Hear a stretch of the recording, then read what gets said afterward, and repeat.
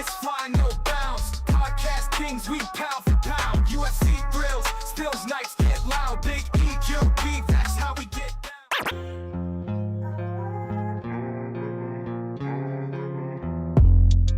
Yo, what's up, everybody? Welcome back to another episode of the GRP. Back at it on a Thursday after a pretty fun watch party podcast.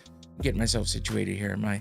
The time just flew on me. I came in here and I was getting stuff ready. Next thing I know, I look down and it's time to start the welcome screen. I'm like, oh shit. So now I'm all feeling all out of sorts, but good to go. Hopefully sound is good. Hopefully everything else is good. And hopefully we're gonna get through this show with no problems and have a fun time. So we're here to talk about some UFC 213. I'm way in the past. 313. And that light's too bright. And talk about all the other crazy combat sports news that's happening. Actually, there's not a ton going on, but I got some stuff to talk about with the UFC, their streaming source, and just other things that happened this past weekend with the pay-per-view. Because, man, I'll tell you what, I was looking forward to the pay-per-view. Like, really looking forward to it. And I was just ready to watch a good fight, you know, a good night of fights and have some fun on the watch party. And the watch party was definitely fun, but the fights are disappointing. And it's weird because I get distracted by just hanging out with the boys and having a good time with Clark and Josh and, you know, just doing the podcast and getting through that and having fun. And, you know, I notice these things that's happening during the fights and stuff, but I don't overanalyze them too much while I'm on the podcast, you know, and while I'm watching it. It always takes a day or two to digest everything a little bit and kind of wait and see how you feel about things after everything's said and done. So after waiting that time and listening to everyone else's opinions and stuff, and you know, I just use everyone else's opinions to kind of validate myself a little bit, or to figure out if I'm full of shit, right? Because sometimes I am. Sometimes I'm full of shit. Everybody is at some point. So sometimes I feel like I'm overreacting to something, or I didn't take something into consideration, and maybe I'm, you know, judging something too harshly. But I feel like this weekend was just kind of a bust overall. I mean, we had a couple good fights in there and a couple good finishes, but overall it was the way it started, you know. ESPN fucking up, everyone having problems. Just the feel of the night wasn't right off the bat. There was I think there was a decent amount of decisions, enough to make you be like, damn it, I wanted a lot more finishes than that. And then, you know, we had, like I said, we had some interesting fights, some fun fights, not a lot of finishes overall. So that's what kind of made it suck a little bit. You know, that's kind of what happens. You get a lot of decisions, unless it's an all-out war, you know, it can kind of suck. And I'm talking for all the people that just watch it. You know what I mean? If you're breaking things down, you see the beauty in some of the stuff. You see the skill in a lot of what's happening. But other than that, what up, Chris? Chris in the chat. What's going on, brother? Thanks for joining in. Appreciate you. But yeah, you see some stuff that you don't like, and you know, all you can do is criticize it, and it sucks, but it's true. And especially when you pay $80 for a fucking pay-per-view, that sucks. But before we get too deep into that, because I feel a rant coming on, I'm gonna talk about everything else real quick. It was crazy. Today is crazy with the wind. It's nutty here where I live. Just wind is insane. I work out in remote areas sometimes, or areas that aren't, you know, covered with a bunch of buildings and stuff. So we're kind of out in the open, and the wind was insane. It just got worse throughout the day, and I got sick of it. It's one of those things. I don't know how people live in a place that's constantly windy, because I actually hate the wind. A nice breezy day, you know, a nice cool breeze or something like that every once in a while is fine. But when it's like nonstop fucking windy, I can't handle it. I hate it. It's annoying. you can't hear things because the wind's blowing so damn hard. You can't put anything down because it blows away. You know, if the wind's hard enough, it's fucking things up. You know, it's messing things up, like breaking doors and you know, we do fiber, we terminate fiber optics, and you can't, it's hard to do that shit in the wind because it's glass. I mean, it's a strand of glass and that shit breaks. So, and especially when you have to deal with really shitty types of fiber optics. So yeah, it is a challenge and it sucked. So the wind was stupid today. And on top of all that, I don't know if it's because of the wind, because it's been windy this whole week. My wife was sick.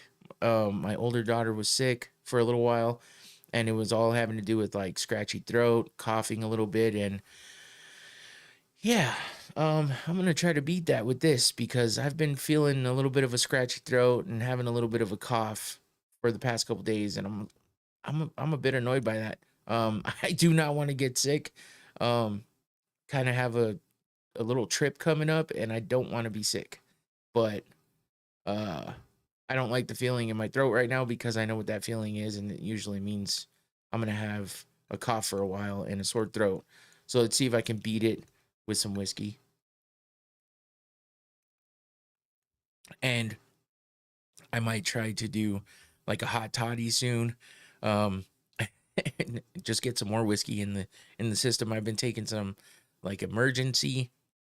I usually try not to talk about it when I start feeling sick, because then I just feel like I jinx myself and I'm definitely going to be sick if I talk about it. But it's been a couple days and my throat's been nonstop. So let's hope that talking about it means it's going to end and it's going to be turn into nothing. Hopefully no one else is sick out there, because damn, it sucks. My wife was sick for way too long. It was weeks that she couldn't kick the cough and the sore throat. So I'm hoping that's not what I'm in for, because that would suck. Otherwise, everything else has been fine, you know, just working through the week, reeling from the watch party, which was fun again. Appreciate everybody that joined in and watched. You know, some of these get more views than others. It just depends on how popular the pay-per-view is. I'm surprised we didn't get more just because the stream was down. More people might have been looking for free streams, and sometimes when you see someone's doing a watch party, people misunderstand that and think that it's like, oh, you're gonna watch the fights here. Unfortunately, I can't do that. I would have loved to help people out, because uh the stupid ESPN Plus app was just bullshit. You couldn't even get to it. You couldn't even get to the fights for the first part, and you know, so we'll talk about that a little more in a few minutes, because I definitely have a lot to say about all that. But yeah, what's up, Infinity, in the chat? Appreciate you, bro. Yeah, this wind is bullshit. He's like a little over an hour, almost 2 hours away from me, and it's probably hitting him too, apparently. So yeah, fuck the wind. So anyway, before I go too far and forget, I want to thank my sponsor, Noctane smelling salts, and I always put it in behind the damn QR code, but there it is. The red cap is the most potent. That's what I like to use. You probably, if you watch the watch party, we were hitting it then. It's always fun. Keeps you alert, keeps you awake. I definitely want that when I'm here on the podcast. So got to take a hit before we get going, and you know, got to do the promo. So hit that QR code, check out their website. It's a good one, and get yourself a bottle. Ooh.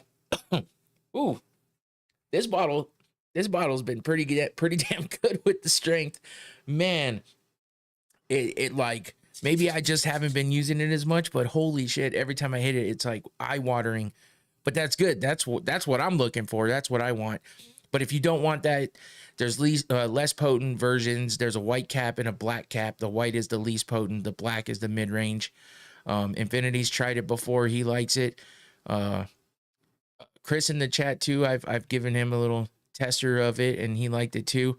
You know, it's nothing crazy. It's just something to keep you awake and alert, and it's fun to do with your friends. Sounds like you're just drinking or something, but go check out the website. It's informative. It'll tell you everything about it and break it down for you. I like to talk about how fun it is to do while we're trying to, you know, stay awake for the watch party and be alert and try to be entertaining. So that's what I take it for. And then when I'm on long drives for work and stuff too, that's the most important part, keeping myself awake. I get really bad sleepies and zone outs when I'm driving. And a good little pick me up and wake me up is doing something like this, where you can just pop the bottle open, take a big whiff, get yourself a little woof, and then and then you feel better and you're awake and you're like, holy shit, I wish I could just stand up and walk around right now, because that's about how alert it gets me and awake it gets me. So it's fun to do. Check it out. I'm sure you've seen videos all over TikTok and everything else of people doing it. Just don't be a dick with it, because it's not fun to sneak it up on somebody. It's fun to give it to somebody, explain it to them, and then watch their reaction. That's fun. But a little warning ahead of time is good, so don't be an ass. Anyway, go get yourself a bottle. Appreciate you, Noctane, for the sponsorship. And yeah, let's get into some combat sports news. There's not a whole lot going on. Like I said, it's been a little slow this week compared to the past few weeks that have been jam-packed with announcements and crazy news, stuff like that. This week was just a lot of stuff about UFC 313 because of the change of hands with the title and everything like that people weren't expecting. So again, not a ton going on, but there's a little bit to talk about. So we'll get into it right now. Here we go with some combat sports news. Starting with one of my all-time favorite fighters, some sad stuff I don't like to really shed light on, but it's important to talk about because unfortunately he seems to be struggling with some apparent mental health issues. And I say that apparent because he's claiming that his mom is not his mom. He's claiming that she's been replaced with an imposter. He believes that some nefarious family that lives in Hilo, Hawaii, where he is from, has kidnapped or taken her and basically gotten rid of her and put a lookalike in place. Now, most of the time you hear somebody talking about something like this and you're like, yeah, that person has some problems and needs to get some help. And I agree. The problem is he's gotten hit a lot. He's gotten hit a lot in his career. And this might be more of a mental health issue, and it might be more of a CTE issue maybe, because this is the kind of just off-putting, offsetting, off the wall, just out there type stuff that happens when people start having mental issues from, TBIs, brain injuries, stuff like that. And unfortunately, he's taken a lot of damage in the cage, and he fought for a long time, sparring too. You hear about all these old school guys that sparred and they went to war. I'm talking, they was not sparring when they were sparring. They were going to war, fighting for their lives in the gym. It may not have been that end result, but they were at war. Vanderlei Silva is famous for having wars in the training room and in the gym. There's a lot of other guys out there that trained from back in the day, older guys. Chuck Liddell, if you listen to him talk, his speech is a little off. I mean, he never was fully like the most coherent guy, but it's a lot worse now. I think drugs has a lot to do with that. Some of this stuff too. I don't want to accuse Chuck Liddell, but we did see him on Saturday, and Josh is quick to point out when someone's jaw's moving a little too crazy. And we saw that with Chuck last time we saw him on a pay-per-view, and this time it was a little there too. So, but those brain injuries happen, and that's when you get issues with like substance abuse and drug use and addiction and stuff like that, because people don't know how to cope with these things, and a lot of times there's no cries for help. It's more someone has to notice these things happening in order for help to come, because you don't realize what you're doing in the moment. All of us have probably struggled with something in the past that has taken a hold of you a bit, whether it be gambling, drugs, alcohol. These days it could be watching dirty videos. I don't want to say yeah, there's a lot of things that people struggle with. There's a lot of addictions out there, and there's even a show called Strange Addictions because it gets crazy. So, but a lot of it leads to mental health, and you know, those words have been beaten to death recently, or I should say in the past few years, because a lot of people like to use it as a crutch, and a lot of people like to use it as an excuse, and a lot of people just don't understand sometimes what that truly means. But for guys that have fought all their lives and have taken lots of hits to the head, it's a big thing, and CTE is a real thing and a big thing as well, with fighters, with boxers, with football players, with a lot of people that play sports and take hits to the head. And unfortunately, BJ Penn has been wrapped up in conspiracies in the past, and he's made him well known on social media. He has his own website, which you see his mom in this picture. That's who's in this picture of BJ Penn, by the way. I didn't say that, but his mom wearing that bjpenn.com. It's a well-known website that was combat sports website that's been around for quite a while.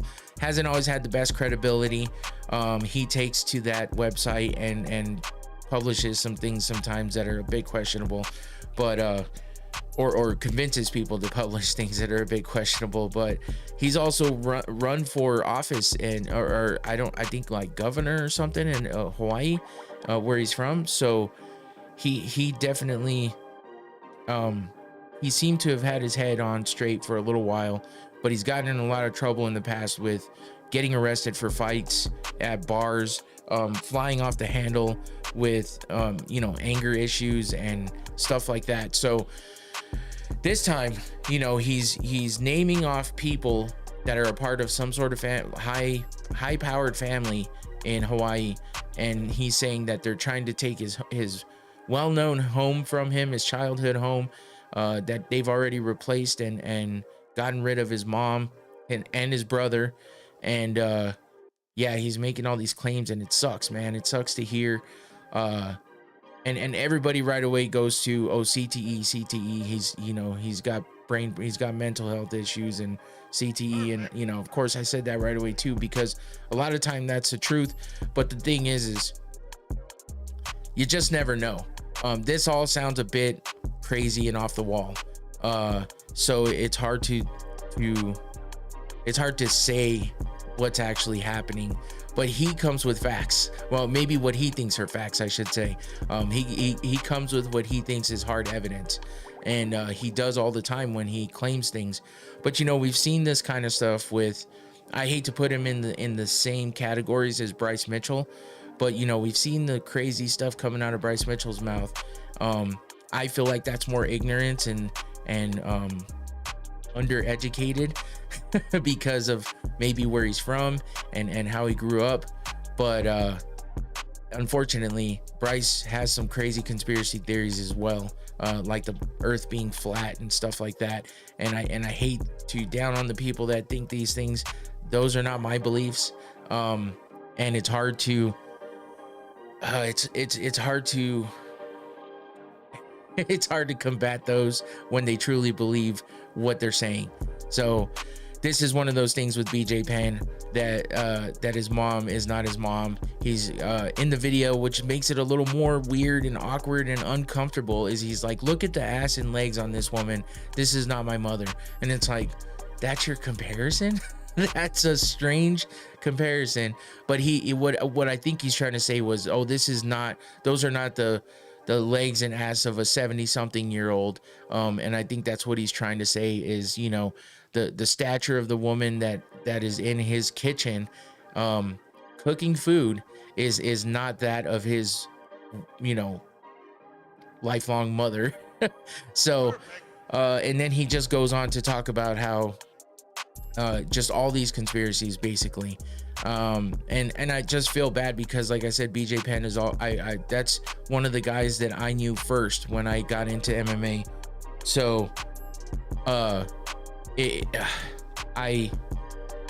don't know exactly what to say, except for I hope he gets help if this is all truly just fiction and or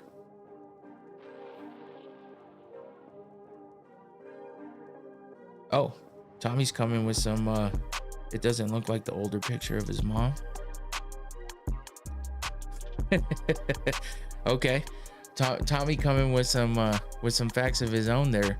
But yeah, I looked at side by side pictures of what, you know, the woman in the video, and this is why it's hard, because you never know. Like, you never know what kind of, when it's these kinds of conspiracy theories, you never know what could happen. He was involved in doing stuff with the government, trying to, you know, he was against he came out talking about you know, the Hawaii fires and how those were not an accident, and he just came up with a lot of stuff that what, you know, could have been legit. I mean, maybe he knows more than other people, and that's why, and people might say, hey, we could just blame it on his TBI, you know, like on his CTE, on this, on that. So it's tough. And, you know, a lot of people, like Tommy's sending me pictures saying that things, you know, don't look right. You know, there's a lot of pictures out there that of people that don't look like them, even though it is a picture of them. It could have been an off day, it could have been different, but sometimes you see it and you're like, there's no way that's the same person. There's no way in hell. And we see it in trials with evidence in a trial of a grainy video or a bad picture, and you're like, well, this looks like this person, but it's not, or this doesn't look like this person, but it is. So it's hard to know. And I don't want to put BJ in the category of Bryce Mitchell, who has outlandish ideas and beliefs. But unfortunately, he's been wrapped up in some conspiracy theories in the past, and it's tough to know and tough to tell. And it's hard to tell somebody who you don't know, you know, say something about someone who you don't know, that the person they're accusing of not being their mom, who they grew up with and came from, that are close with and are real tight knit with, and spend a lot of time with, that, you know, you're wrong, that is your mom, and I think you need some help. So I know it would be tough to convince me otherwise if I got that stuck in my head. And I just don't know what else to say, except for I hope if he needs help, that he gets the help. And if he and if that's not the case, if all of this is true, and what's happening with him is truly happening, is that crazy, I hope he gets peace and sorts things out, and hopefully he's wrong about his mom being gone, and hopefully all this gets resolved somehow, some way, in a way that leaves BJ Penn in a good place. So that's what I'm hoping for, because he's always been one of my favorites. I grew up in the sport knowing and watching him, and he was one of the main guys that got me to love this sport. So I'm just hoping for the best for him, man, because it's a tough one, and I'm going to continue to look through things as much as I can, just to kind of see and look into what the hell's actually happening. So it's a tough way to start the show, but you know, the truth is hard sometimes, and at this point we don't know the 100% truth, but let's hope for good news coming out of all this, that either he gets help because he is having issues, or he resolves the craziness happening with his family.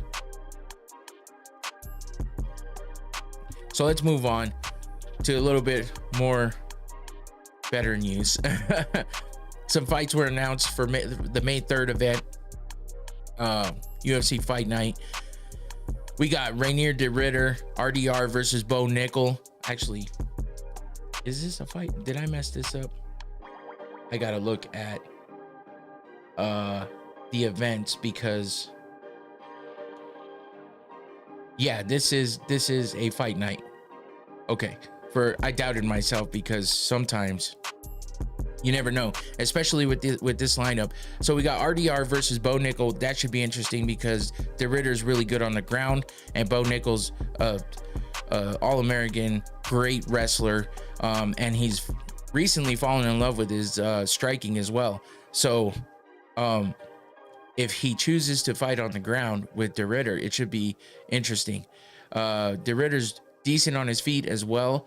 So sometimes you get these guys that are both good at one thing and they wind up doing the complete opposite and making a full stand-up game, and the fight goes to shit kind of, because neither one of them are like high-level strikers. But we've seen Bo Nickel knock dudes out, and we've seen De Ridder do some shit too. He was a double champ in one championship, so there's potential there. Sounds like a good fight to me. You don't know these days, but yeah, the main event is Corey Sandhagen versus Davison Figueiredo. That is definitely a fun fight because Sandhagen's a fucking animal, and Figueiredo's a former champ, moved up in weight, and now is facing Corey Sandhagen. And I feel like this should definitely be a good fight. So that's a hell of an announcement there. And then we got one that's kind of confusing because Jeremy Stephens hasn't been in the UFC for a while, and he was supposedly drafted to the GFL, but all of a sudden, you know, and he fought in bare knuckle recently, actually, not that long ago, and he's done all this other stuff, and apparently he's on the roster of one of the teams for GFL, but yet now he has been signed to a fight back with the UFC, fighting Mason Jones. So that one's a bit confusing. I haven't really seen a whole lot about that, and I'm kind of wondering what's going on with that one. Let me see if they list that one, because they definitely have the rest listed. Ooh, did we? But see, I saw this one on the UFC post, so I hope we didn't get duped on that one, but you never know. So I will put an asterisk next to that one because that's a little bit weird, but I'm pretty damn sure that I saw all of these coming from a UFC social media account. So that one's got a bit of a question mark next to it because it is not listed in the fight, in the bouts for that night, but they don't update those that far away all the time. So, but Sandhagen Figueiredo's there, De Ridder Nickel is there. We got Santiago Ponzinibbio versus D-Rod, Daniel Rodriguez on there, and then Yana Santos versus Misha Tate. Those are some pretty good fights there as well. So that seems like a pretty damn good fight night going on for May 3rd, and we'll see what else gets announced for that card, and we'll see if the Jeremy Stephens signing is actually legit. All right, so let's move on to another announcement that happened on Saturday night. Robbie Lawler being inducted into the modern wing of the Hall of Fame for the UFC, and he's already in the Hall of Fame for one of his fights with the Red King. Why do I keep forgetting his name? Oh my god. I have to remember his name because I forgot it on Saturday too. He's a Canadian. Rory McDonald. Oh my gosh. It's one of those names that just will not stick in my head. I remember him being called the Red King before he got all religious. That was his nickname. And then I remember the fight clearly when Robbie stopped him by just basically shattering his nose. It was an all-out war. Robbie had his lip was hanging off his face. He had a gigantic split on his lip. So that fight of his is already in the Hall of Fame, and now with him retiring, he's now going to be inducted into the Hall of Fame during International Fight Week this year, coming up in June. During International Fight Week. I just said that, but yeah, it just made me happy to see that because Robbie Lawler is another one of those old school guys that I followed throughout the entire time I've been watching MMA, and he's one of my favorite fighters as well. Always a war with him. He did so much. He was involved in so many crazy good fights. You know, he had a little bit of a lull there where he just wasn't doing well. It almost seemed like he should have retired, and then he kind of had a resurgence. But we got to see him go out on a high note, getting a big knockout win over Nico Price. What was that? I think it was a couple years ago when he retired at International Fight Week a couple of years ago, actually. And I watched that sitting at the pool at Circa in downtown Vegas. So that was fun. and then just watching him get emotional when he retired was tough.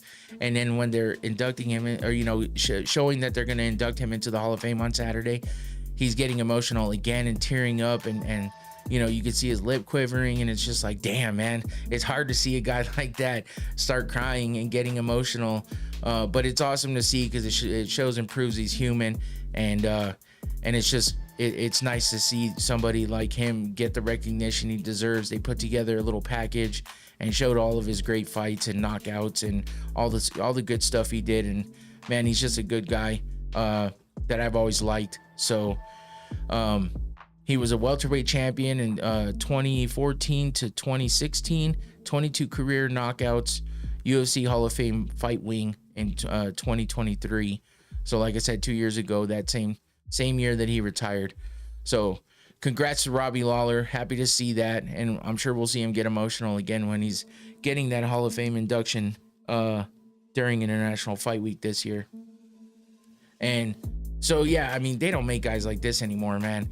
There's some tough guys out there, but fighters like him and BJ Penn, the way that these guys came up, and yeah, a lot of the way that they trained and the sparring that they did and the wars they had in the gym were not good for them, for their health.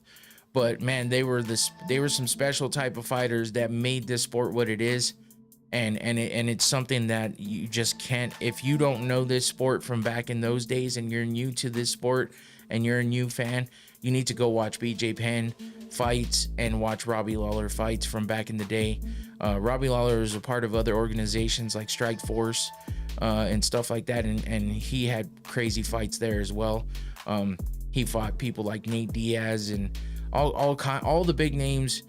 Just had a lot of big fun fights, and he's just a hell of a fighter, and I'm glad he's getting in the Hall of Fame. So again, they don't make them like him anymore, really. But let's get into this ESPN Plus problems that happened on Saturday, along with some of the problems with the UFC right now. And some of the problems with the UFC right now have to do with the fact that we don't have fighters like Robbie Lawler anymore. There's a lot of great fighters that have been around and up and coming and have made their way through the crazy just rise of the UFC, and have made a stamp in history with what they've done.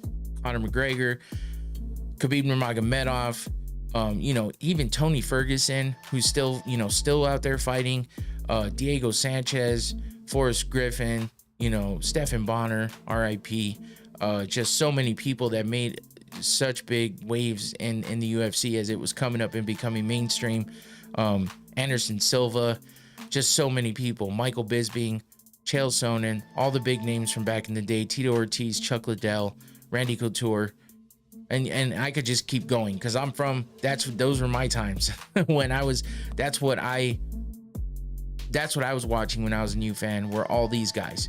And that's what I was watching as I was just falling in love with this sport and getting to the point that I'm at now, where I'm talking about it for an hour and a half to 2 hours every week, and doing watch parties. And I could probably buy a house with the amount of money I've spent on UFC pay-per-views for the countless years and years that I've paid for pay-per-views, because I've always wanted to watch them full capacity, full HD, on a big screen. I've always had a pretty good sized TV because I'm just like, fight nights are so good when you have a huge TV, and now I watch it on a smaller TV while I do a podcast. But it's cool because I got my boys here and it's fun to do the podcast. But it's not fun when there's issues with the streaming service. ESPN Plus fucked up hard this week. A lot of people couldn't even log in, couldn't purchase the pay-per-view. If you're one of those people that wait till the last minute to buy it, you were screwed. If you're one of those people that don't tune in right away when the event's getting started, you were screwed. I got fully lucky because I'm all over the place. I'm so frantic sometimes when I'm doing the podcast for the watch party because I'm trying to entertain people that come over to watch the fights. I never have a ton of people anymore. I used to have big parties, not anymore. But still, my younger daughter, who doesn't live with us, comes over. My other daughter's boyfriend comes over. I got a couple friends that come over sometimes. Then I'm getting ready for the watch party, and I'm making sure everything's going good for the stream. I'm wanting to make sure that the room is set up great. I want to make sure all the lighting's good, the sound is good, the desk here is good, the table. I want to make sure my beverage cart is good, everything. I'm trying to get everything in order. So sometimes I forget to switch over right away. Well, this week I remembered. And I came in here and I put the TV on right away on the main card, and it just sat there and it was saying waiting for it to start, basically. Usually I'll have the prelims on and then I'll switch over as the podcast starts, but not this time. I actually had it going, and that was good, because for people that didn't have it going and ready, maybe you were just switching over from the prelims, you weren't able to get in. So ESPN Plus screwed everybody. There were so many people that were pissed, including my house. I had two screens running here. I had a TV, and then I had it on the laptop, and where I'm streaming from right now. And basically, I was just going to use the sound from one and watch it on another. It's a whole thing. But anyway, I had two streams going in this room. And we had the TV out there with the prelims on, and I was running back and forth watching the prelims. And then we get started with the podcast, and then I have them telling me out there over text that it's not working. That ESPN Plus is saying that there's a two stream limit, and we've reached our limit. And it's like, wait, what? So I'm like, okay, I'll turn off the TV. We'll just watch it on one of my monitors, 27-inch, no big deal. It's not that crazy small. It's not like we're watching it on this little tiny screen. We're still watching it on a 27-inch screen, so that's okay. It's not a big deal. I have a 43-inch TV up here. That's what I initially wanted to watch it on. So I turned it off. And they still couldn't get it to work out there. Then come to find out, my wife is a crazy detective like this sometimes, and maybe it doesn't sound that crazy this time, but she usually goes on all social medias and finds out what's happening. And what was happening was ESPN Plus was having problems. Everybody on Twitter or X, whatever you want to call it, was complaining about not being able to log in, not being able to tune in, or not being able to buy the fight at all. So it was crazy. Like, everyone's having all these issues. I've heard on all these podcasts that all these people that watch fights normally or having watch parties were not able to get in and watch the fights. And that's insane.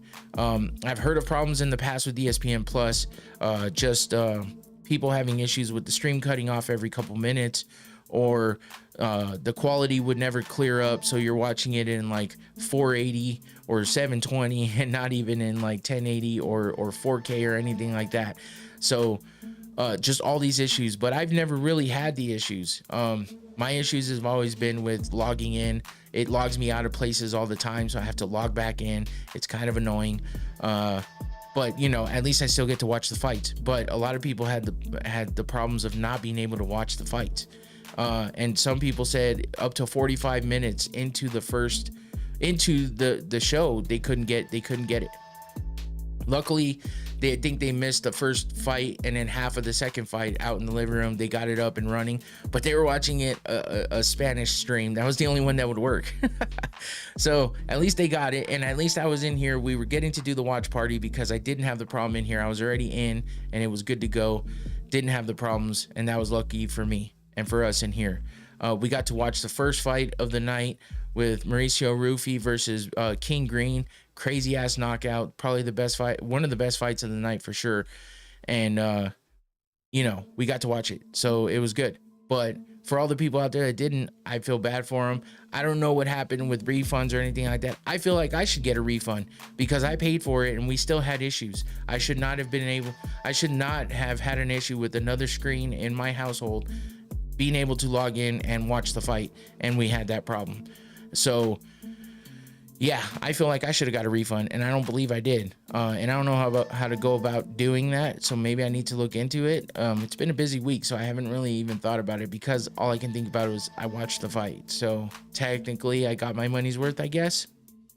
But for those people out there that didn't, I hope they all got to get a refund. So apparently after the fact, when they got everything sorted out, they were playing it for free anyway, because of all the issues. So it's like, well, then I should get my money back. I shouldn't have to pay for something that everyone else had issues on and got to watch a fight or two into the main card after I paid $80. Like, fuck that. So I don't know. I might have to look into that. But if you were one of those people out there, I'm sorry, because you missed a hell of a first fight. The second fight sucked absolute ass. But we'll talk about that in a few minutes. So, but the problem is here's the biggest problem. You know, UFC is looking to get a new broadcast deal. And this, I think at the end of this year, ESPN Plus, the contract is up with ESPN Plus. Now, the UFC is looking to get into, because they're overseen by TKO. They're looking to get into maybe Netflix, because WWE is under the TKO banner as well, and they're already over at Netflix. You know, Netflix did the live stream with the boxing match with Mike Tyson versus Jake Paul, and they've done some other stuff. So, and now they have the WWE over there. So, I mean, I wouldn't doubt that we see the UFC move over to Netflix as a part of their deal. I think it's looking like there's going to be multiple platforms that you're going to be able to watch the fights on. Maybe not all at the same time, but maybe we'll have like fight nights on Netflix, and then pay-per-views on Amazon or on ESPN Plus still. Who knows? Not to mention the UFC has Fight Pass. That's where we used to watch the pay-per-views. You would have to have a subscription to Fight Pass, just like now you have to have a subscription to ESPN Plus, and then you purchase the pay-per-views from there. Now you can go on Hulu and purchase the pay-per-view there too. You don't have to have the ESPN Plus subscription, I don't think, but maybe you do, because Hulu is also in cahoots with ESPN, because they're all under like the Disney banner. It's crazy, man. There's so many things.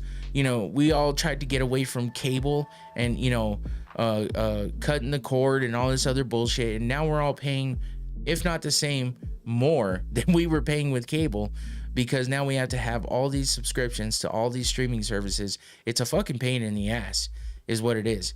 And you get screwed from every angle, because you have Disney just monopolizing all of these entities. Now they have ESPN, they have Hulu, they have this, they have that. And it's like Amazon has this and that and that. Paramount Plus, fucking Peacock, fucking Netflix, fucking Apple Plus. I mean, how many streaming services are there? It's insane. And now we have to deal with this with our sports as well. Instead of being able to go to one place, you know, it's bad enough you got to pay that much to buy the fights. But you know, on top of that, you have to figure out what streaming service it's on, and if you're not on the right one and you can't find it, you got to figure out where to go.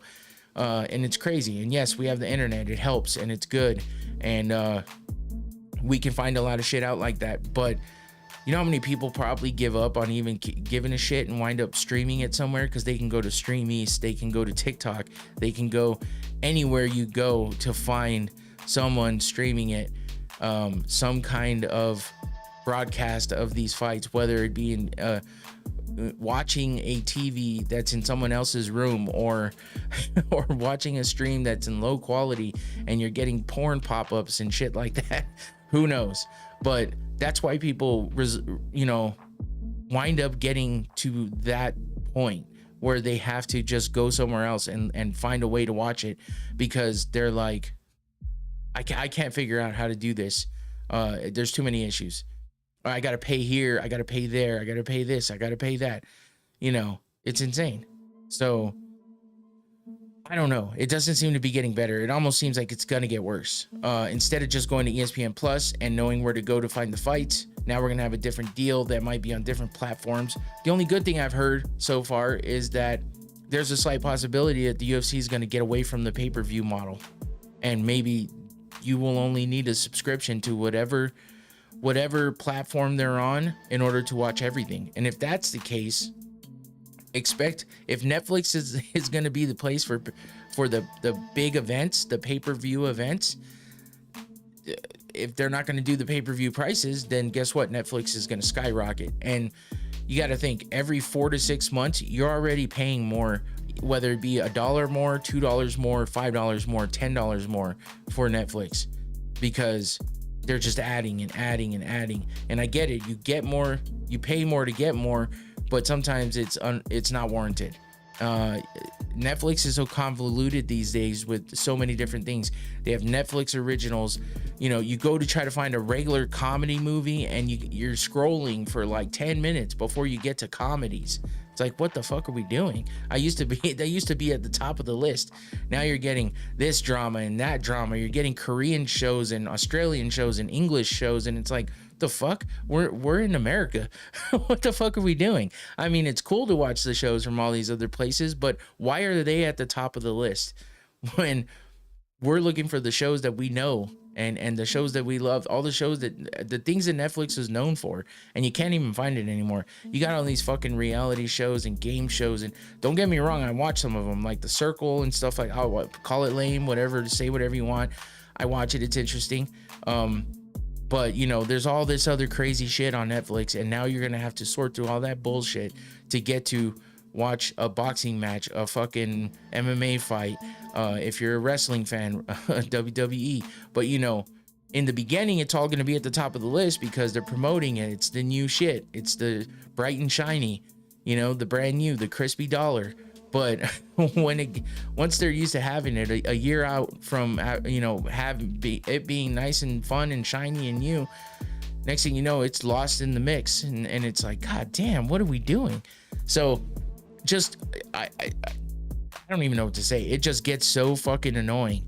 And why, if the UFC has their own network, their own streaming service, why are we watching these things everywhere else?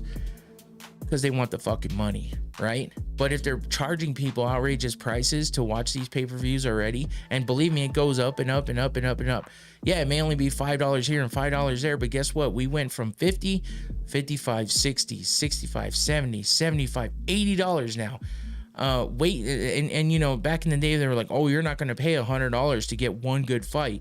You're paying $55 to get a whole card of great fights. Well, you're not putting on great fights anymore. You're putting on shit because you have so many events that you have all these fucking fighters. You're not bringing up stars. We're not getting these crazy fighters like Conor McGregor, like, you know, BJ Penn back in the day, Chuck Liddell, GSP. You're not getting all these big names anymore. One of your biggest names just lost the title. Like, who do we have? Who does the UFC have anymore? Who do we have to tell somebody, hey, are you watching the fights this weekend? So-and-so's fighting. Is that going to bring these people in? Probably not. You know, who's coming up in these they're like, oh, well, isn't UFC on every weekend? I mean, yeah. Yeah. Well, I tried to watch it last weekend and it was kind of shitty. I didn't know anybody on there, and I used to watch fights all the time. But yeah, new fighters are going to come up, right? But there's no marketing anymore for these guys. There's no good promotion for these guys anymore. You know, a couple of them get the push, but there's so many people that are lost in the mix, and we don't have that star power anymore. Like, who besides Alex Pereira? You know, Izzy for a while was a big star. Sugar Sean was a big star. Where's he been?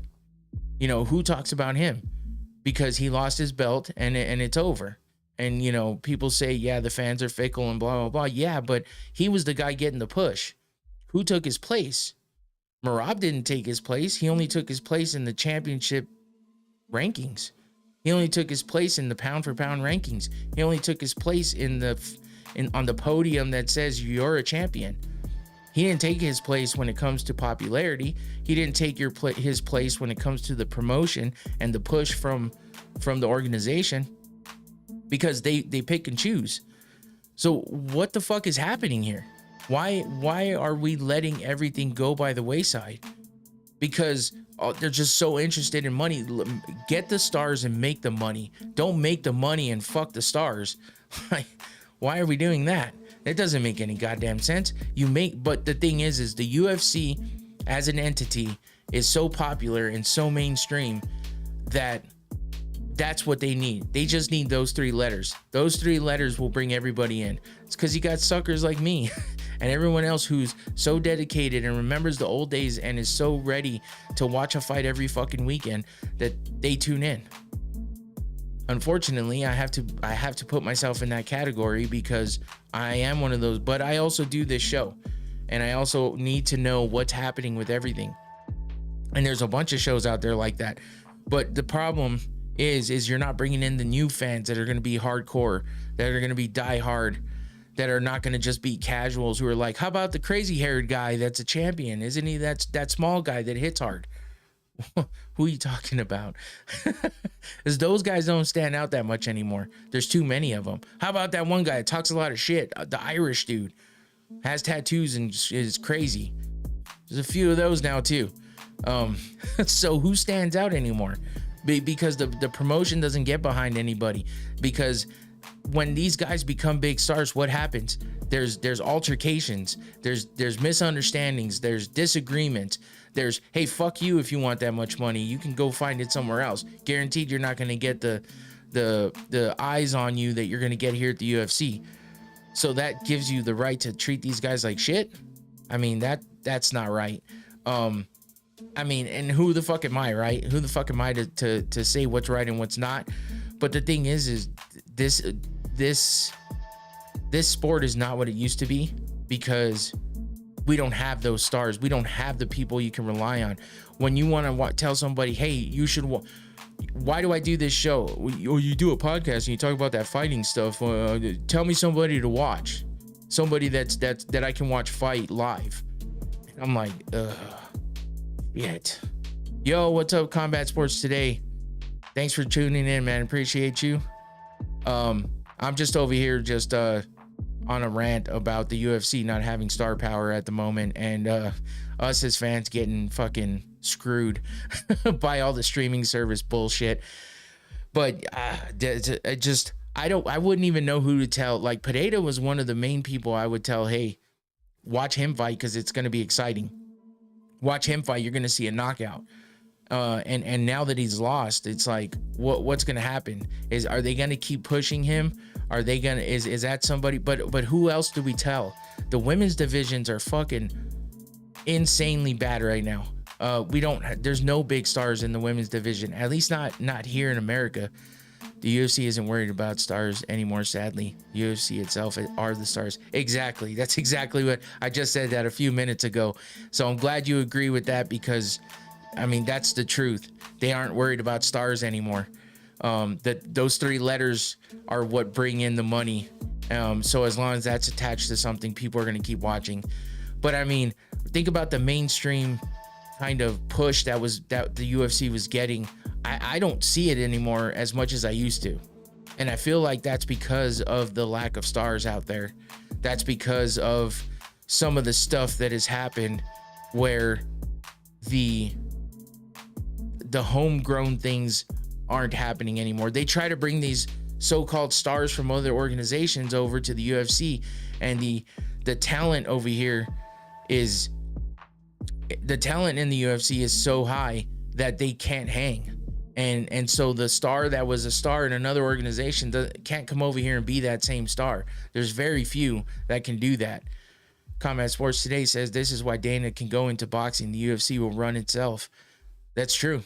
And us as suckers will just keep buying it and watching it.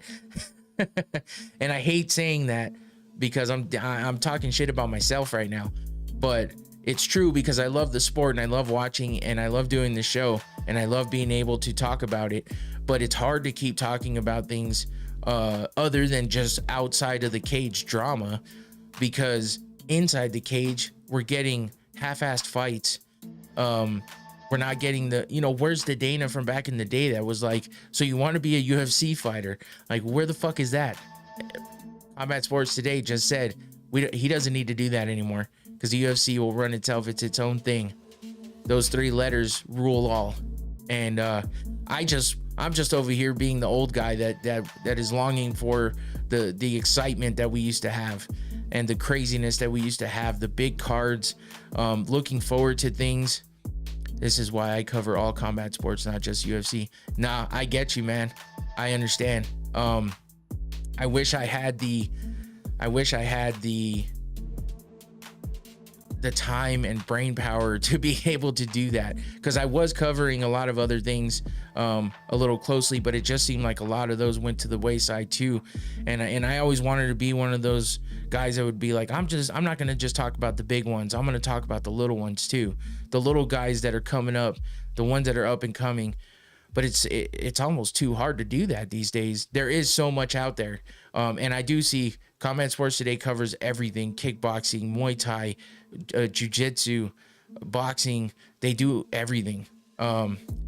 Me by myself, I don't have that wide spanning array of being able to do all that.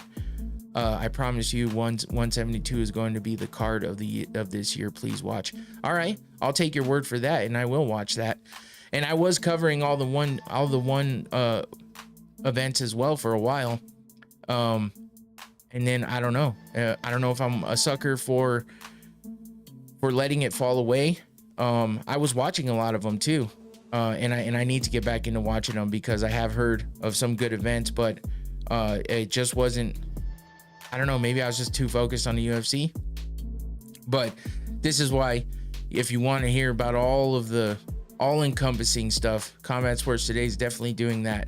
So that's the plug I'll give them, and I appreciate them always interacting and jumping on my stream as well.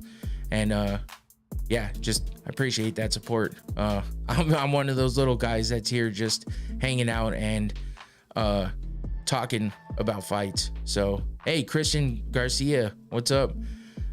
Eunice Dubin, underdog is crazy, she's gonna go off.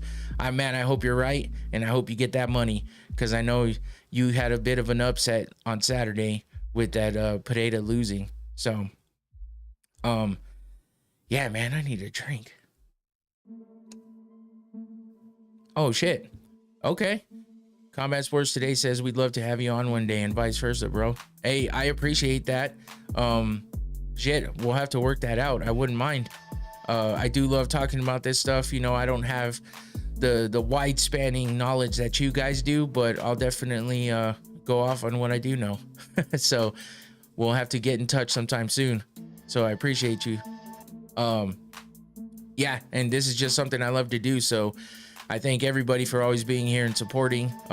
It may not be the biggest channel in the world or whatever, but I love doing this, and I love the fact that some people will come in here and watch and interact. It's fun. It's fun and it's good. And the UFC has always been my passion. There you go. I know a little bit outside of the UFC, but you know, not a lot. So, but I do like keeping up with all of it. So that's why I'll go and watch what you guys have going on too. But yeah, the UFC is my thing for sure. It has been for quite a while, but I like the entire sport of MMA and combat sports in general. I used to watch boxing back in the day too. Just not as much as I do now with MMA. I support small channels, always keep grinding every week. Yes, thank you.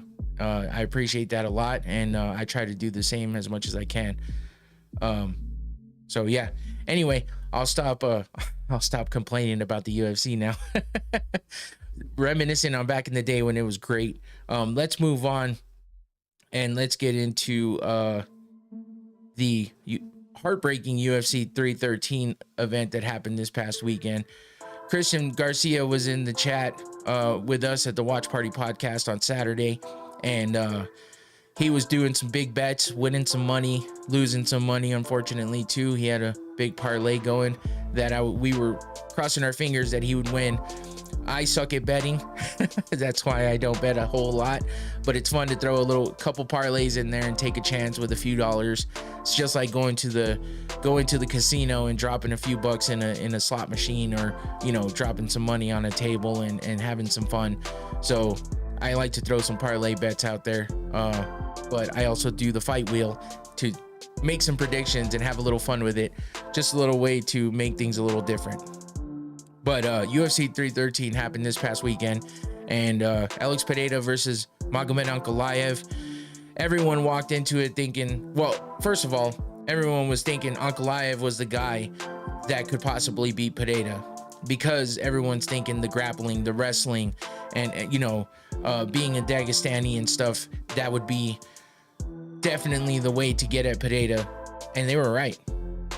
Although they weren't right in that exact way. They were right that Ankalaev was the guy, but they weren't right about the way he was going to do it, because he was 0 for 12 on takedowns, and everyone was thinking the takedowns were going to be the way to beat Pereira, and Pereira had great takedown defense, but in a sense, the takedowns were what took him out, because I think he was so focused on those and so wrapped up in making sure that his takedown defense was good and that he wasn't getting taken down, that he forgot how to do everything else. But we'll definitely get to that here in a few minutes. Your co-main event was Justin Gaethje versus Rafael Fiziev, and we're wondering, how was Gaethje gonna come back after the crazy knockout that Max Holloway put on him at when he beat him for the BMF title. You know, Justin got knocked out cold, face first, face down, ass up on the canvas. I hate saying that because I love Gaethje, but holy shit, that was a crazy knockout in the last few seconds of their fight. Fiziev talking about, oh, I heard that. I heard him on Helwani's show talking about dropping down to 145, and that shit is crazy. Because if he did that, I think he'd have some really good fights down there. But it's nuts to hear about a guy moving down instead of up. Usually you hear about them moving up, but Fiziev's one of those guys that I think could have some success down there. But he said not yet. I think he still wants to have a couple fights up at 155. And see where he can go with that. But man, these guys have fought before, and they definitely had a great fight the first time, and they had another great fight this time. And watching Gaethje walk in there after how he suffered his loss in his last fight, and still go in there and go to war with Fiziev was just nuts. People think I'm crazy thinking Ilya can beat Islam, bro. Thoughts? Oh shit, Fiziev versus Giga, that would be sick. I think that would be a great fight. Ilya beating Islam, I think it's possible. I think Ilya has the power to catch Islam, but Islam's well-rounded, and I think that he's got the ground game. But I don't want to say he's not Khabib, because he's definitely not Khabib, because he has striking. Khabib didn't really have the striking that people wished he had, but his ground game was so crazy. The way he wrapped people up, the way that he held people down and took them into deep waters and just drowned them. There was really no way around it. The MMA fool, yo, what's up? Ilya was originally a grappler at first. Yeah. Look at Dustin versus Islam, UFC 300. Yeah, I think Ilya definitely has a great chance at beating Islam. And I'm hoping that that's the fight they're going to make, because why the fuck would Ilya give up his title to not... Hey, the MMA fool is part of Combat Sports Today. Yeah, I think so, if I remember correctly. I think I actually just watched a video with him the other day. Yeah, I think Ilya is definitely one of those guys that can beat him.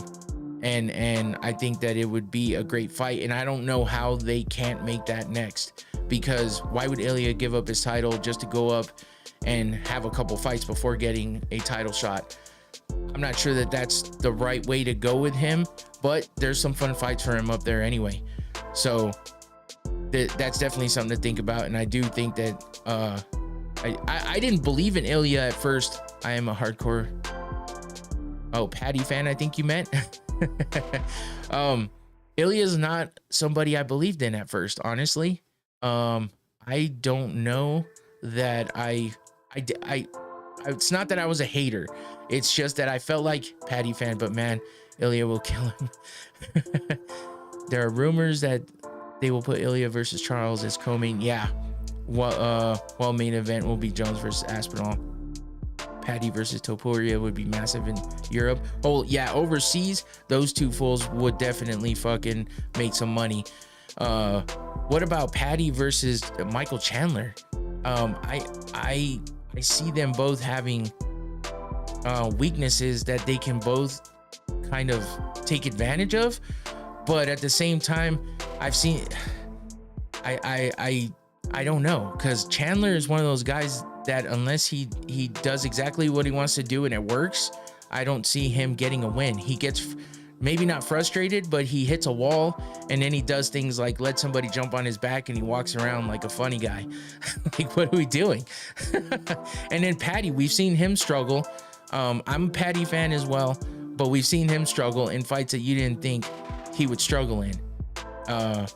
Chandler will somehow slip up. Yeah, exactly. That's what I'm saying. Chandler has that thing. He's not the Chandler from Bellator. The Chandler in the UFC is different. Ilya versus Paddy would be illegal. Oh shit. But yeah, I don't know. I'm waiting for that Paddy and Chandler fight because I'm interested to see which one of those guys is gonna step up a level and see what kind of fight. I hope it's not a stalemate, boring fight, because it has the potential to be that. I know Chandler's pretty exciting most of the time. Paddy has those times, those lulls where he just like looks like he doesn't know what to do next. But he's a great fighter, and I think it's gonna be a good matchup. So I think Paddy got this one. Paddy by sub, round 2. Okay, I'll try to remember that one, because that's definitely a possibility, unless Chandler steps it up and really wants to, blow it out this time. But you never know. Anyway, let's get back to the 313 talk. I mean, we had canceled fights too, this is the second event that we've had like two fights canceled on. These illnesses, that's what they say, illnesses. I heard somebody saying someone had the norovirus or some shit. But Curtis Blades versus whoever the fuck he was fighting, I don't even remember at this point, which is bad.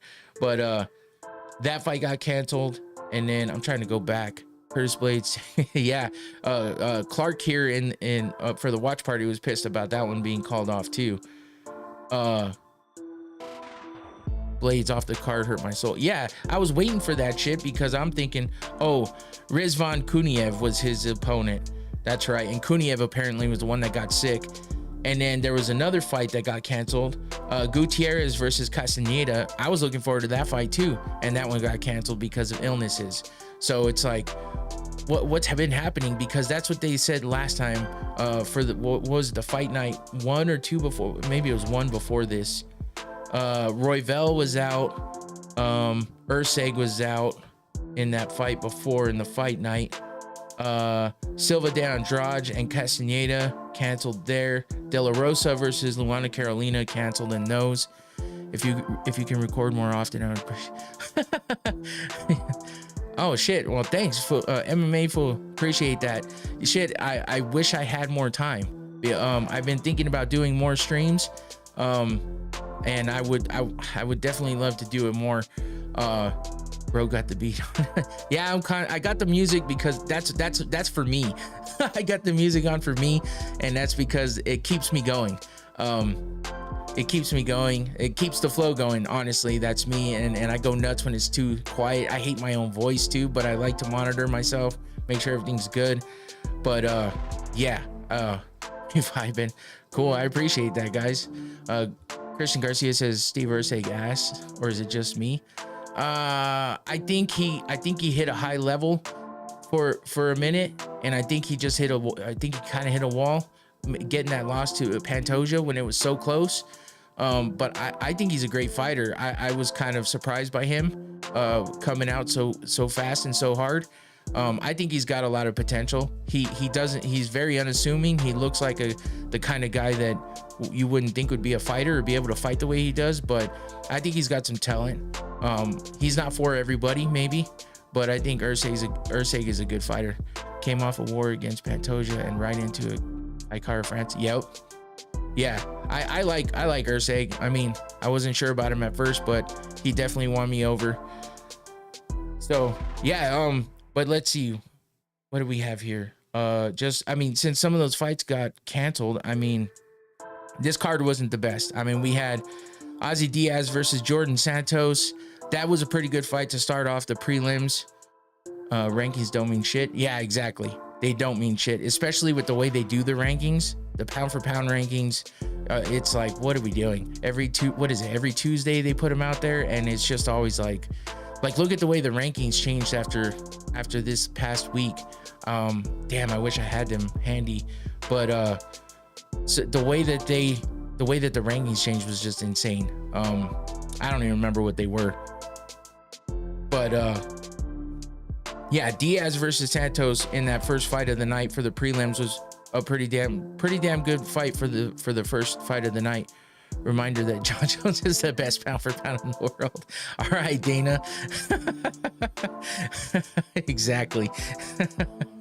But yeah, I was involved in this fight because it was part of my early prelim inclusion of parlays, and I was surprised that Santos came out with the win.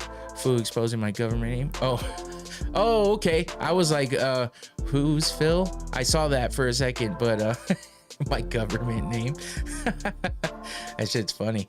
The MMA pool, hey, that's a good one, by the way. I saw you sporting a Dodgers hat though. I'm all about the Braves, but you know, that's just old school Braves fandom. Because that's the Diamondbacks weren't around when I became a fan, and then when they got inducted, it was like I was already a Braves fan, diehard. So anyway, we had Diaz versus Santos, unanimous decision win there for Diaz. And then Red Sox. Oh shit. We had two Santos in a row to begin the night. Francis Marshall versus Mayron Santos for the second fight of the night. Split decision there for that Santos. Getting them confused because you had Bo Santos for the night. Mayron Santos getting the win over Francis Marshall, and that was kind of a controversial one because Marshall was pretty upset by the fact that he lost that fight. It was a close fight, as you can see, split decision. But Santos came out with that win on that one. Decent fight there. Carlos Leal versus oh shit, I got messed up here. I forgot to push the button. There's some punches there by Santos. He bloodied up Marshall, you can see there. And then there's your scorecard and the win, and you can see Marshall being upset by that decision there. Split decision win for Santos in that one. And then we had Carlos Leal versus Alex Morono. Had Marshall winning as well. Yeah, that's what I was thinking too. I felt like Marshall won that fight for sure, but he didn't get the win. It was a split decision for Santos, and I think we were all kind of surprised by that one. But this fight was pretty dope. Alex Morono is one of those guys that I'm like, what the fuck, man? I felt like he was a great fighter for a minute. You know, I felt like he had some good fights there, and then it just seems like he drops everything. But Leal came out ready to fight and put it on him, gets a TKO round one with that one of the few finishes of the night. And then you get Bruno Ferreira versus Armin Petrosyan, and Petrosyan, another guy who you feel like is gonna be great, and he just keeps dropping fights left and right. But Bruno Ferreira's good at what he does, gets to the ground, and he's damn good on the ground with those submissions as well. Gets the armbar. I couldn't find any fucking pictures of the actual armbar. That was kind of annoying. But yeah, you get the setup here where he's trying to throw the choke in. Arman is gone from the UFC. Oh, did they release him? I didn't see that. Contract ended. Okay. Well, shit. It's probably time. He needs to go away, get some other fights outside the organization, put some wins together, and then come back a little more polished, because it just seemed like he started off well and then he just started going downhill. So, and in this one, he got submitted by Bruno Ferreira, which we pulled a Bruno Ferreira card when Clark was opening packs on the show. Octagon MMA level fighter. Yeah, pretty much. Hacked. What is he saying? But then we had Joshua Van versus Rai Suruya. I think that's how you say his name. And Joshua Van gets the win there. Joshua Van looks like he's got some potential, but he does get caught a little bit, as you can see here with that elbow. That was a nasty elbow by Rai. And then but Van takes it back and winds up getting the win. Rai hit a sick armbar throw. Yeah, dude, I was actually surprised by him, because it was one of those where I might have seen him fight once before, maybe didn't pay much attention. So then I'm watching him fight there, and I'm just like pretty impressed by his skills. So both these guys are going to be good. Watching them fight further down the road too. Joshua Van gets the win there by unanimous decision. And then that moves us into the most exciting fight of the night, I thought, with this Mauricio Rufy fucking crazy ass spinning wheel kick, looking like Edson Barboza. Joshua Van is the truth. He's so young. Yeah, man. I think he's got a bright future ahead of him. I listened to him on a podcast yesterday, I think, and yeah, I was pretty impressed by him. I think he's definitely one of those guys to watch out for. I feel bad for Bobby Green, King Green, I should say, but at the same time, I'm like, I kind of called it. I was like, Bobby Green, man, I keep calling him Bobby and fucking disrespecting him. King Green, I kind of called it. I said he's always finding a reason for why he's losing. It's like, why'd you lose this time? Did you fall into his foot? Like, I don't mean to be a dick, but Bobby Green, like, you're just losing, bro. That's all there is to it. But Rufy and the Fight Nerds are fucking insane. Those guys are fucking good as hell. That's a team to look out for right now. They got so many killers over there. They're doing the damn thing, and there's no denying that shit. Rufy's just one of those guys too. Everyone was talking shit about his last fight not being able to finish Jan Top, but look at the strikes he landed on him. Look at the knockdowns he had on him. Who gives a shit if he didn't finish him? It was a fun fight to watch, and the fact that he showed that those striking skills and that power against a guy like Jan Top, shit, that was sick. And then he comes back and does this to King Green, which, by the way, I was expecting it. I didn't think it was going to be this crazy, but I knew Rufy was going to finish him. Rufy with the knockout of the year, that's already up there, man. I don't know how much. I mean, we got to see some crazy shit to get that one topped. But you know, you never know what can happen because there's some crazy shit. Look at Max Holloway and Justin Gaethje. The Fighting Nerds are the fighters you tell your casual friend. Exactly. That's exactly it. So there we go. There's the answer to my question. I mean, fucking everybody on that team is so good. Kyle Borralho, fucking everybody, dude. Holy shit. So yeah, this was the crazy ass knockout that a lot of people fucking missed. Did you catch those goddamn 3 fucking backflips he did at the end? I mean, talk about athleticism. That shit is crazy. They got another one coming. Oh yeah, who's that? Because I think he's in the LFA. Okay, maybe I heard. Why am I fucking forgetting his name? The guy who just fought fucking a couple fights ago. The guy who was talking shit that called out Bryce Mitchell. Why am I forgetting his name? Silva. John Silva. The year of the Fighting Nerds. That'd be cool, man. I think they got a good shtick and a good fucking. They got everything's good about them, man. Just the way that they carry themselves and their swag and their skills. It's all a win. So that's definitely the team to look out for, and you got to watch their fights when they're on. But dude, look at how that picture on top is just cold as fuck. Like him standing over Green like that with the ref in the middle. Green looking like a baby that just fell asleep in his mom's arms. It's fucked. But it was entertaining as shit. And then unfortunately we got this, the respect between these two. That's one thing I will give King Green, is he's graceful in defeat, even though he gives fucking shitty kind of excuses sometimes, like that loss against Patty where he's like, I felt like I slipped on a banana peel and next thing you know, it's like, come on. But he always gives respect. And he's a good sportsman like that. I like that about him. Look at Rufy embracing him. That shit's cool. That's some of the great shit that I like to see. So for me, that's a win on both parts, and I appreciate seeing that shit. So I'm always going to include that kind of stuff. King tried charging my boy $500. What the fuck? I can see that though. I can see that. He's that type of dude, unfortunately. He's a good guy in some cases, but in others, I can see that being the way. Yeah, unfortunately, after this exciting ass finish, we get this shitty ass fight. And I hate to talk shit about the women, but this was not a great fight. I don't know why this was on the main card. There's a couple fights down there. I don't even know. I don't know. The women's division is fucking tough right now. And Lemos is never, unless she's getting knocked the fuck out. I don't enjoy watching her fight, and I hate saying that. Yasmin Lucindo, I can't think of. Chill, bro, I made money.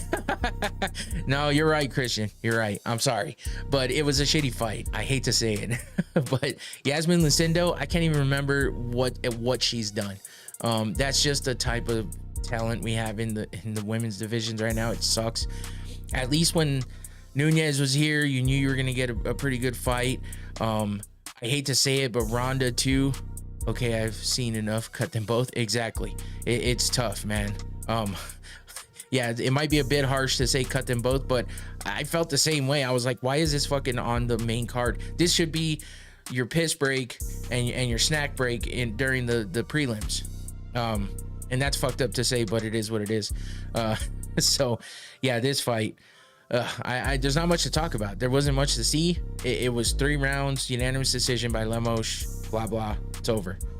Jalen Turner versus Bahamondes, who's he's a G. Bahamondes is a killer. And I feel bad for Jalen Turner because he's got talent. Only when I don't take a snack break is when Tracy Cortez. Oh wow, that's because you got cakes right there. Chidi by KO TKO first or second is a great prop. Okay, I might have to take you up on that one. But yeah, with Jalen Turner, man, I felt like he was on a rise, and then he just homies love Tracy Cortez. That's because there's a lot to love there, man. The face, the ass, all of it. But Jalen Turner just he hasn't been able to put it together. I think he has a lot of talent. He's still 29 years old, man. And unfortunately, he gets the loss to Bahamondes by submission. You know, he gets stuck in that triangle choke, which I was kind of saying that I wouldn't be surprised to see Jalen Turner, you know, take it to the ground and get something like a triangle on Bahamondes, and instead Bahamondes, it's horny hours. Yeah. But instead Bahamondes gets the triangle, and then Jalen Turner, after suffering the loss, and here's the ending here where he wraps him up and gets him in that submission, the triangle choke. Jalen Turner winds up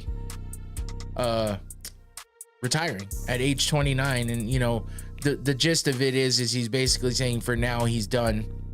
Who knows what'll happen in the future? You know, a lot of these guys retire, especially when they're young, turn it around and come back after a year or two and does big things. You never know. Or just comes back and has a couple more fights until they feel a little better about it, and then they retire fully. But he's definitely still young. I think he's got a lot of skills, and I think he called it quits too early. So hopefully if something's going on with him outside of fighting, that he gets all that together and maybe comes back and makes another run, or at least gives us some more exciting fights, because I always enjoyed watching him fight. So that brings us over to the co-main. We got Rafael Fiziev versus Justin Gaethje. Like I was saying earlier, I was really surprised at how Gaethje came in ready to go to war. But I mean, I shouldn't be surprised because that's Gaethje. Gaethje does that. He's a fucking animal. And Fiziev is a great fighter too, and always ready to throw down.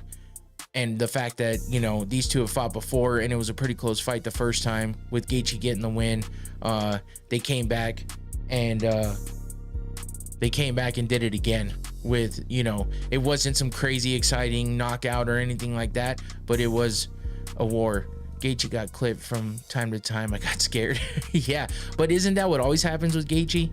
I mean, if he's not fucking knocking people down or knocking people out, it's him getting knocked down or getting knocked out. And that's the thing, is he gets hurt, but he knows how to take it. He's durable, and he fucking comes back and comes back with the fury. So I can't believe the fucking punches he was landing on Fiziev. I can't believe the fucking uppercuts that he landed on Fiziev. That one that took Fiziev down was fucking nuts. The way that he turns his body and fully drops his shoulder and puts everything into that uppercut is fucking nasty, and I love it. And that's one of the reasons why I love Gaethje so much. Being from Arizona, he's a Safford boy. I'm over here in Tucson, so you know, you gotta like the homegrown guys. And Lakers or Celtics. I'm not big into basketball, honestly. I think Lakers is the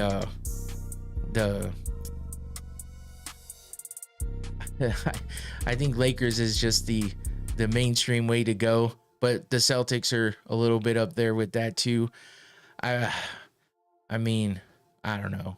I can't pick. I'm not big on basketball. My daughter's a gigantic Warriors fan. She has been for a long time. So I've always just been with her on that one. But I'm not a real big fan of basketball. I don't have a specific team. Back in the day, I was an Orlando Magic fan because of Shaq and Penny Hardaway, and Horace Grant. So, yeah. So back in the day, I followed basketball a lot. But yeah, Steph Curry's the shit. And my daughter's always been a huge fan. She played basketball for a long time too. So I've always just supported her with that one.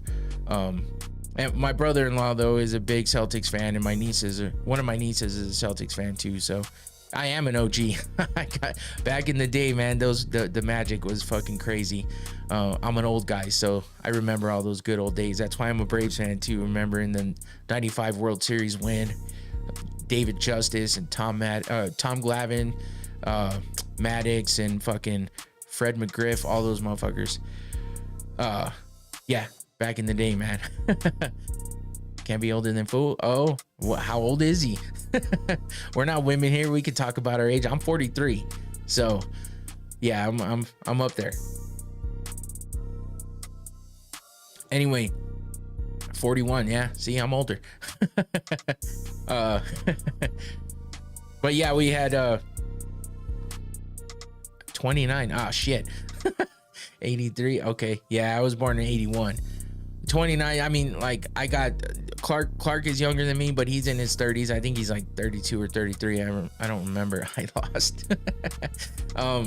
But my boy Josh, who was in here with me for the watch party, he's like less than like a year younger than me. We grew up together. We've been friends since like the 6th grade.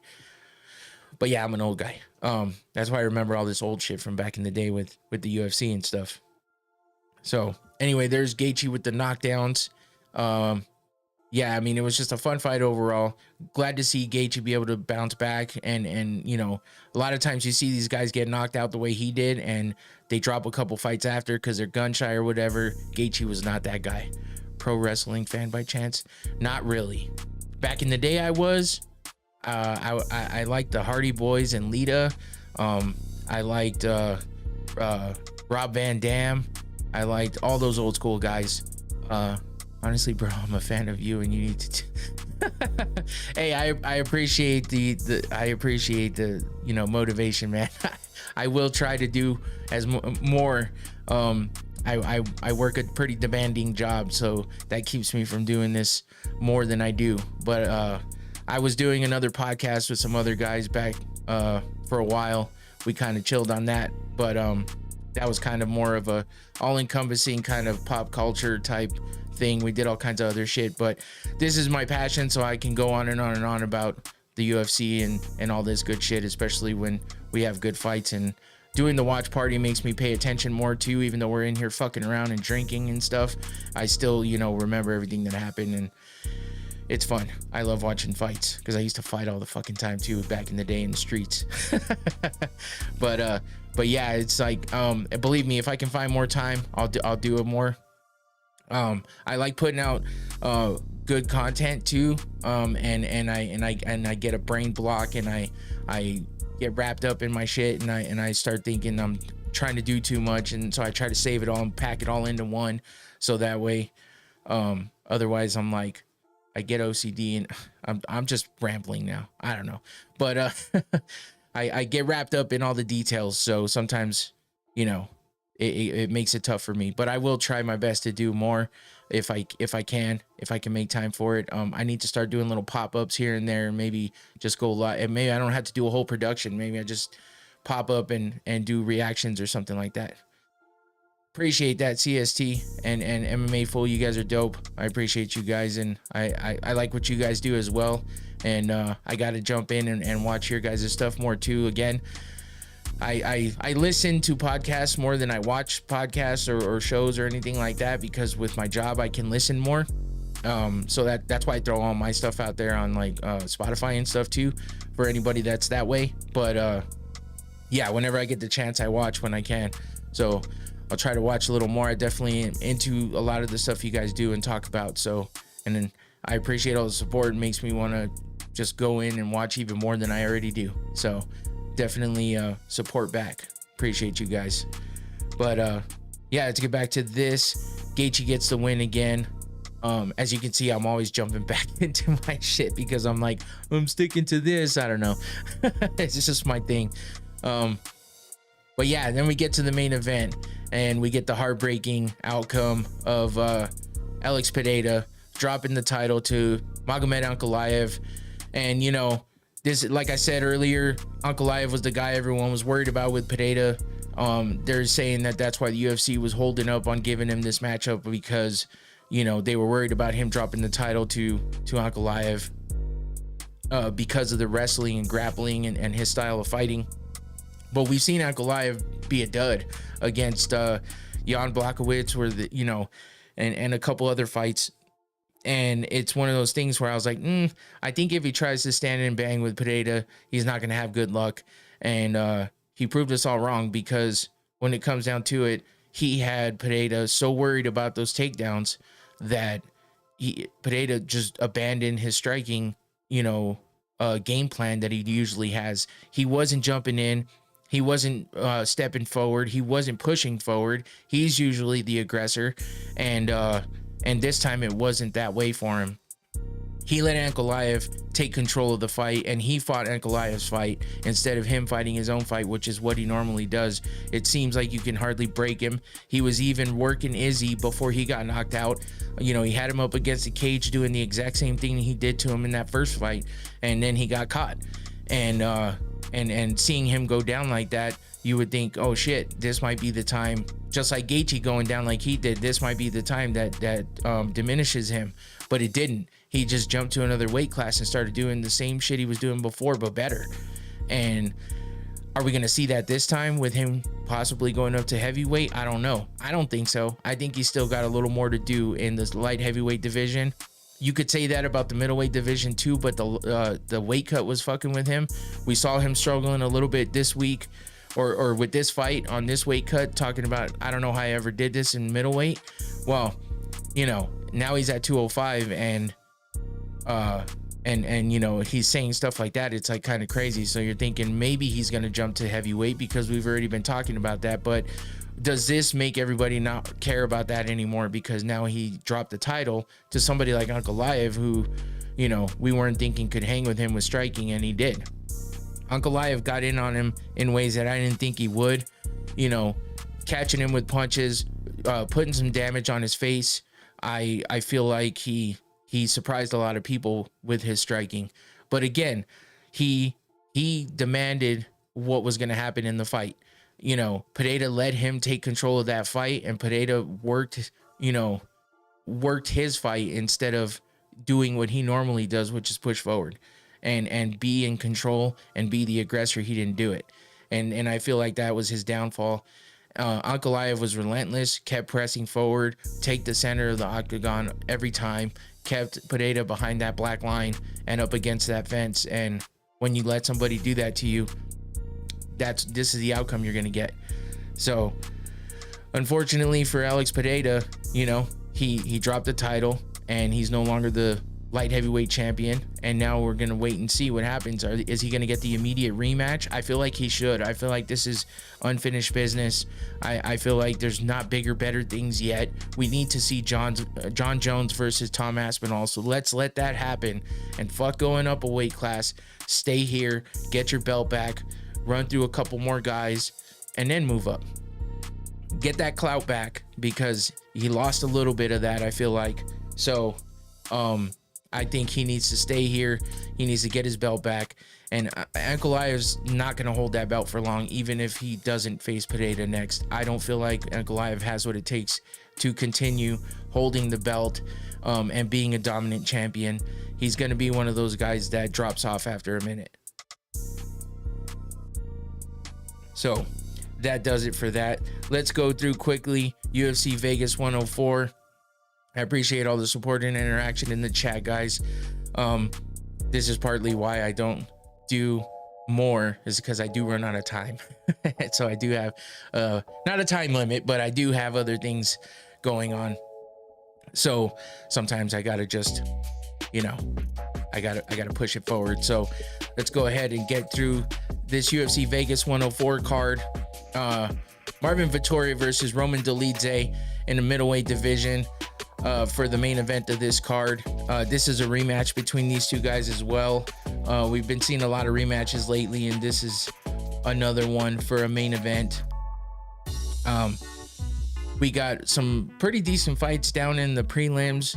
You heard Christian Garcia talking earlier about Unizi Duben being a great fight, and that's going to be what starts off your prelim card for the night. Duben versus Carly Judice. That's a prelim. Your first card on your first fight on the prelim card, and Duben is 6-0.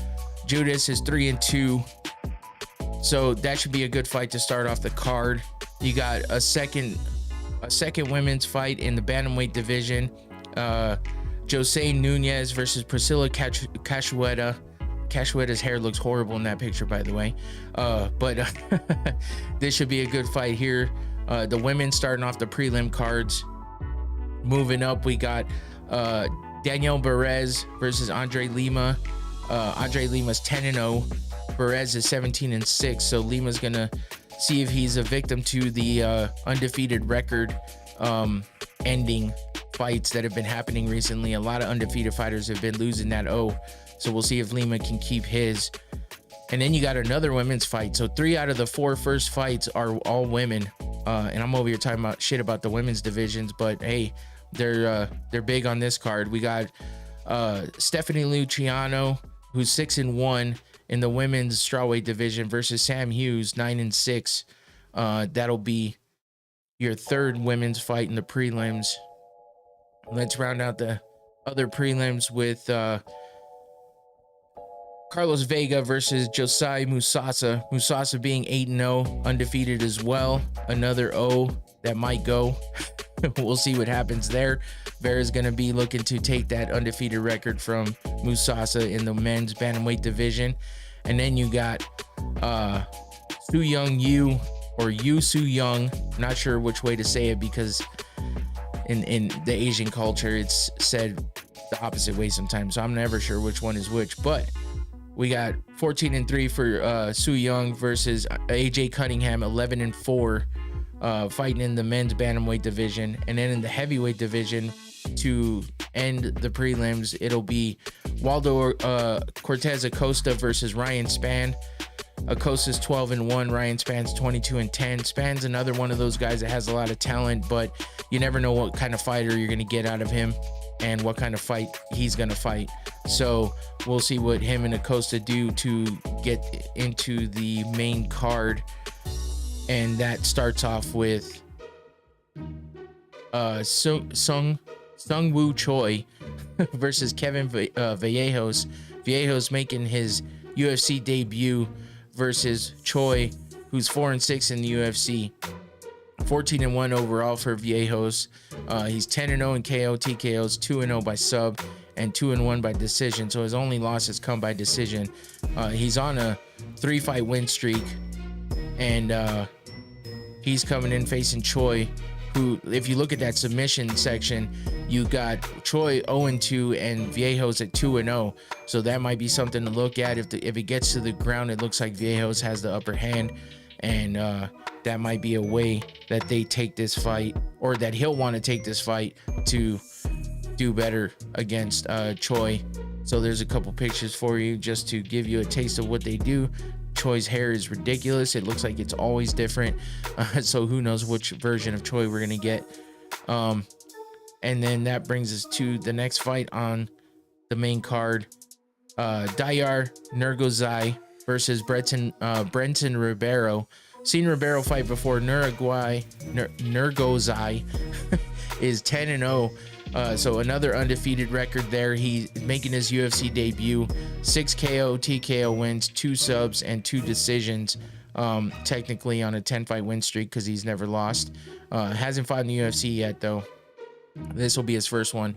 And then Ribeiro coming in against a guy with a losing record, 1-2 overall, 9-3 by KO TKO, 6-2 in sub, 1-2 by decision. He is coming off a win. Oh shit, I'm mixing up my buttons here.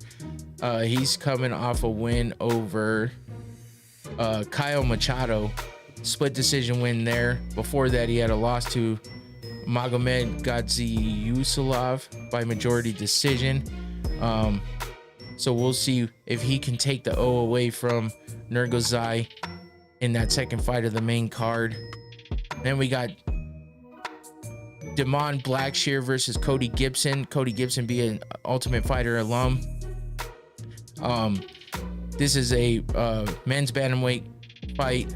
15-7 for Blackshear, 21-10 for Gibson. Gibson has been around for a while. He was on that Ultimate Fighter season with Chandler versus McGregor. So yeah, he's coming in to fight Blackshear. Blackshear's got a great ground game, 10-0 by sub. That's insane. He's got a 3-3 record in the UFC though. Gibson is 3-5. They're both coming off wins. Gibson is on a 2-fight win streak.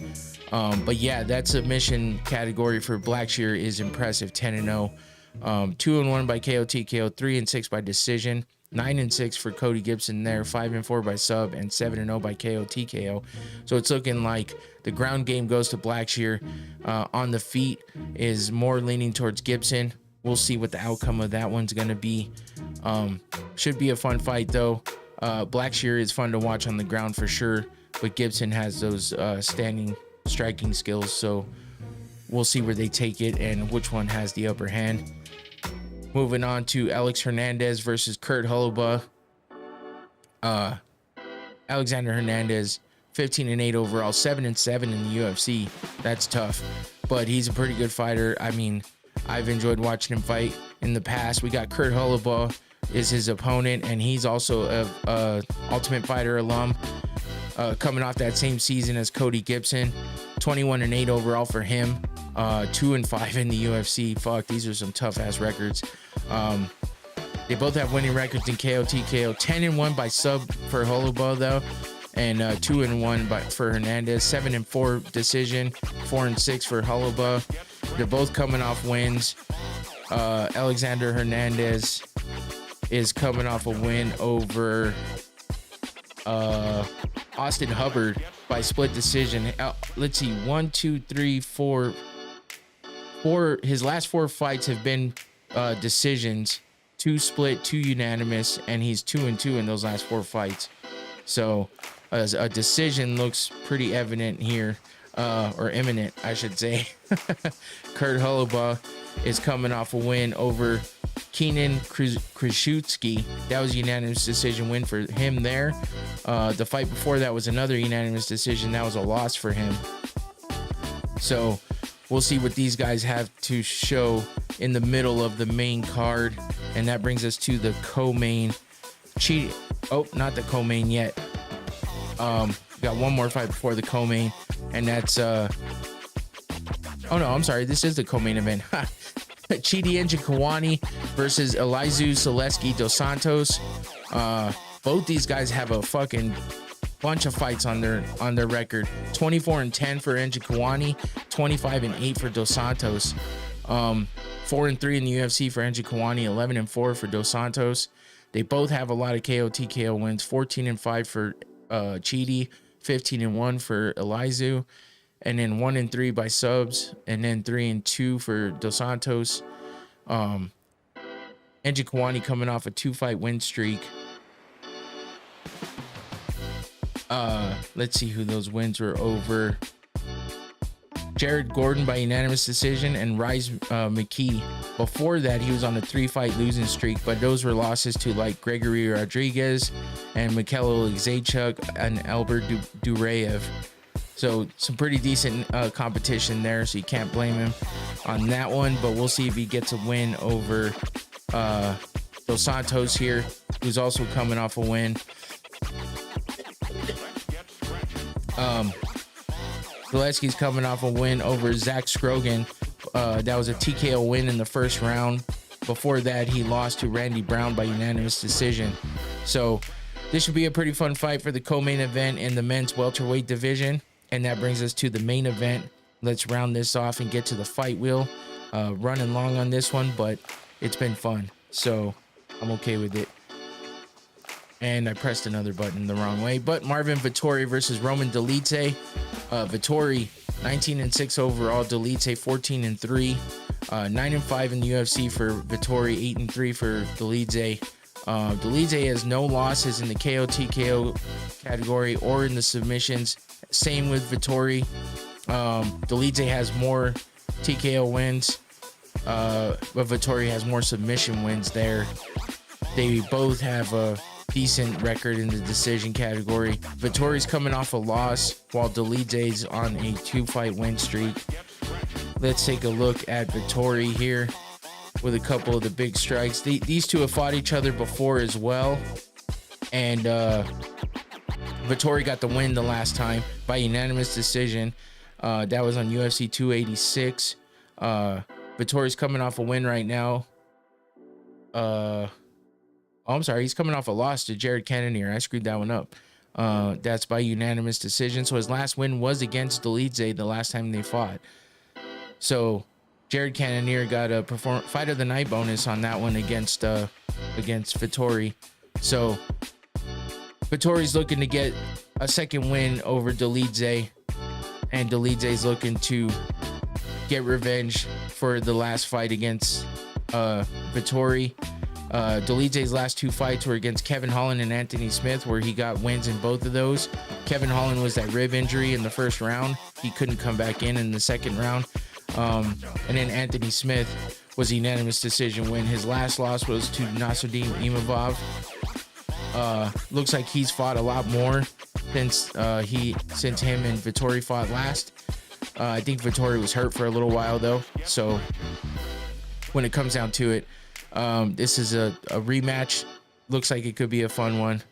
So let's get into the fight wheel and see what it has to say for who's gonna win in the main card. We got 6 fights, so this is gonna be a little bit longer than last time. But let's go ahead and check and see who the fight wheel thinks is gonna win in the main card.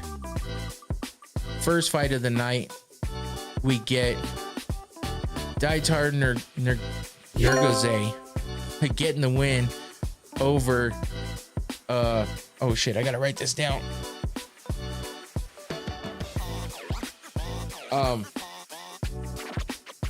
Nergoze is supposed to get the win over Breton Rivero, so keeping his undefeated record. We'll write that one down. We'll remove that name. And Breton Rivero, or Ribeiro. Am I saying Rivero? There we go. All right, let's see who wins in the next one. Here we go. Ooh, and it just skips over to Elizeu Zaleski dos Santos getting the win over Chidi Njokuani in their fight. So let's get those two off the wheel. So we'll go Dos Santos. And I'm writing these down so I can look back at them quickly when I see what winds up happening. Let's see who wins in the next fight. 2 down, 4 to go. Here we go. Fight wheel predictions. Oh shit. Tough alumni Kurt Hulova getting the win over Damon Blackshear. Oh wait, no, I'm sorry, over Alexander Hernandez. That's a tough one.